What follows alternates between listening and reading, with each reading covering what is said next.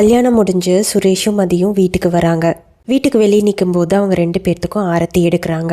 அது முடிஞ்சதும் சுரேஷோட அம்மா, இந்த காலத்தில் ஒரு பொட்டு நகை கூட இல்லாமல் பொண்ணுக்கு கல்யாணம் முடிக்கிறதுனா சாதாரண விஷயமா? ரொம்பவும் அதிர்ஷ்டசாலி குடும்பம்தான். எல்லாம் நம்ம மாப்பிள்ளை சொன்னதால் ஒன்றும் இல்லாத வீட்டிலலாம் பொண்ணு எடுக்க வேண்டியதாக போச்சு. ஒன்றும் இல்லாத வீடாக இருந்தால் கூட பரவாயில்ல, தொட்டதுக்கெல்லாம் போலீஸ் ஸ்டேஷன் போகிறவளெல்லாம் நமக்கு மருமகளாக வந்து வாச்சிருக்கா அப்படின்னு சொல்லவும் மதிக்கு செம்ம கோவம் வருது. அவங்க கோவமாக அவங்க அம்மாவை மறைக்கிறாங்க. அதுக்கு மதியோட அம்மா, அப்படியெல்லாம் இல்லைங்க சம்மந்தி, நீங்கள் மதியை அப்படியெல்லாம் தப்பாக எடுத்துக்காதீங்க, ஏதோ ஒரு ஆத்திரத்தில் அப்படி பண்ணிட்டா, மன்னிச்சிடுங்க சம்மந்தி அப்படின்னு கெஞ்சுறாங்க.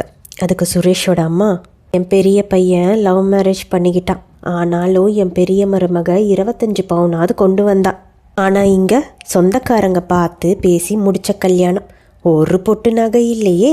அது மட்டுமா, இவனால தானே என் பையனுக்கு இருந்த எஸ்ஐ வேலையும் போயிருக்கு.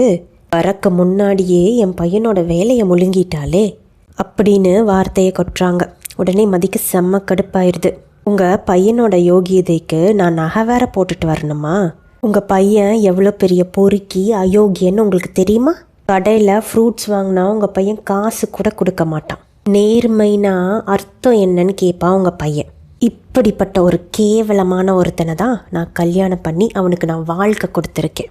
இதுக்கே நீங்கள் என் காலில் விழுந்து தினமும் கும்பிடணும். அதை விட்டுட்டு தேவையில்லாமல் இந்த மாதிரி பேசுகிற வேலையெல்லாம் என்கிட்ட வச்சுக்காதீங்க அப்படின்னு மதி ரொம்பவே கோவமாக பேசிட்டு வீட்டுக்குள்ளே போயிடுறாங்க.